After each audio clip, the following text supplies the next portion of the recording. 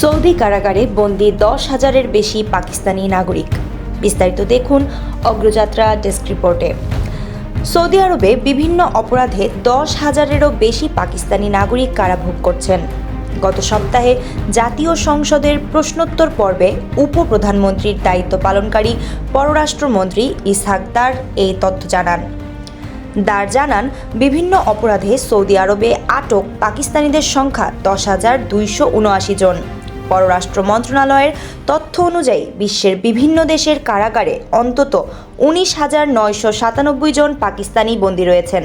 বন্দীদের প্রত্যাবাসন প্রসঙ্গে দার বলেন, শাস্তি শেষ হওয়ার পর পাসপোর্টের মেয়াদ শেষ হয়ে গেলে পাকিস্তানি নাগরিকদের জরুরি ভ্রমণ নথি প্রদান করা হয়। তিনি দাবি করেন, শাস্তি শেষ হওয়া বন্দীদের জরিমানা পাকিস্তানি কমিউনিটি পরিশোধ করে এবং পাকিস্তানে বন্দীদের প্রত্যাবাসনে কোনো বাধা নেই। দারের মতে, সৌদি আরব চুক্তি অনুযায়ী 570 জন বন্দীকে পাকিস্তানে স্থানান্তর করতে সম্মত হয়েছে।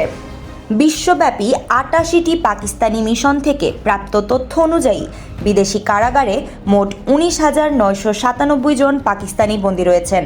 এর মধ্যে 10টি দেশে 68 জন মৃত্যুদণ্ডপ্রাপ্ত আসামি রয়েছেন সন্ত্রাসবাদ, হত্যা এবং মাদক পাচারের অভিযোগে।